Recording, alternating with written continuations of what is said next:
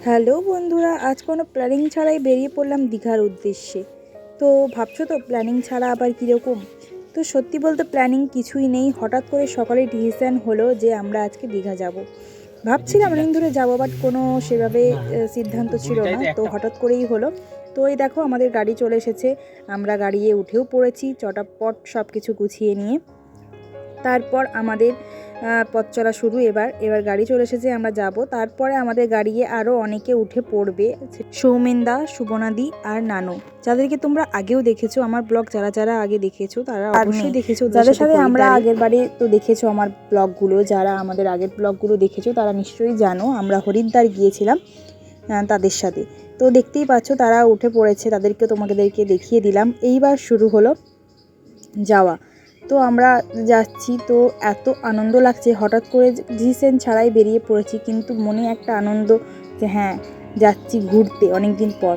তো চলে এসেছি দেখো নিউ ক্লাসিক ইনে। এই দেখো আমাদের এটা হোটেল, আমরা এই হোটেলেই উঠবো।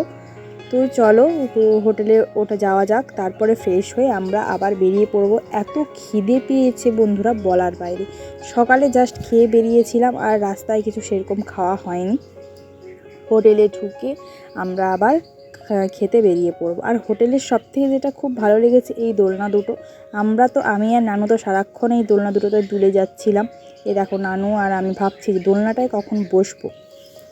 তো এই দেখো আমি তো অলরেডি বসেই পড়ছি, আর নানুও ঠিক বসে পড়বে। দেখো দুজনে মিলে আমরা ঠিক দুলছি। আর এই দেখো আমাদের রুম, আমরা চলে এসেছি রুমে। আর রুমে এসে যে কী শান্তি লাগছে, আর মনে হচ্ছে এবার একটু খেতে পারলে বাঁচি। তো তারপরে আমরা একটু ফ্রেশ হয়ে নিব, ফ্রেশ ট্রেশ হয়ে বেরিয়ে পড়বো খেতে। দেখো ফ্রেশ বলতে জাস্ট এইটা চুলটা একটু গুটিয়ে নেব। চুলটা তো ভেজা ছিল, এত জট পাকিয়েছে, সেটাকে ছাড়িয়ে যাই হোক করে একটা খোপা করে নেব। তারপরে যাব আগে খেতে।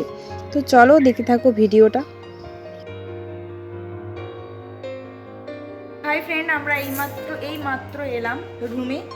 তো দেখতেই পেলে। তো এবার ফ্রেশ হয়ে বলে চুলটা একটু গুটিয়ে নিলাম। তারপর এবার যাবো খেতে। পুরো প্রায় এখন বেজে গেছে, এখন বাজে পুরো 3:10। পেটটা পুরো খিদেই চাঁচা করছে, আগে খেয়ে আসি। তো চলো তোমার সাথে তারপরে কথা হচ্ছে।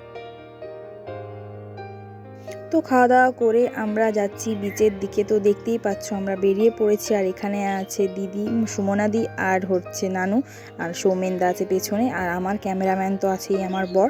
আর আমি যাচ্ছি। দেখো আমাদের খুব ভালো লাগছে জানো তো, বিকেলবেলা সেরকম ভিড়ও নেই বিচে, সবাই স্নান করে মানে যে যার রুমে চলে গেছে। আর আমরা এই মাত্র এসেছি। আর এই দেখো বোটিংয়ের জন্য সবাই আমাদেরকে বলছে। তো খুব ইচ্ছে ফার্স্টবার বোটিং করব। সেটা আজকে না, বিকেল হয়ে গিয়েছে, তো কালকে স্নান করার সময় ভাবছি বোটিং করব।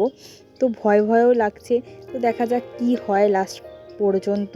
তো দেখো এইবারে দীঘা টাইপ সেভাবে দেখলাম ভিড় নেই, কারণ জানি না কেন, এমনিতেই ডিসেম্বরে প্রচুর পরিমাণে ভিড় হয়েছিল। আমরা যে টাইমে গিয়েছিলাম দেখলাম হালকা হালকা ভিড়। সেভাবে যে দীঘায় যে পরিমাণে ভিড় হয় সেই সময়টা অতটা ভিড় ছিল না, জানি না কেন।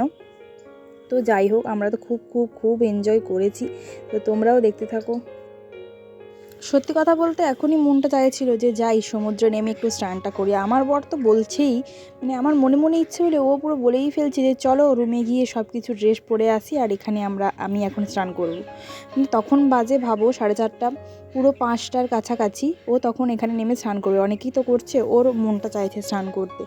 তো আমি না বলাতে ও আর করলো না। তো দেখো সত্যি এত জার্নির পর, এত ক্লান্ত হয়ে যাওয়ার পরও সমুদ্রের পাড়ে এসে মনটা একেবারে পুরো শান্ত হয়ে গেল। এত সুন্দর, এত স্নিগ্ধ, দারুণ দারুণ।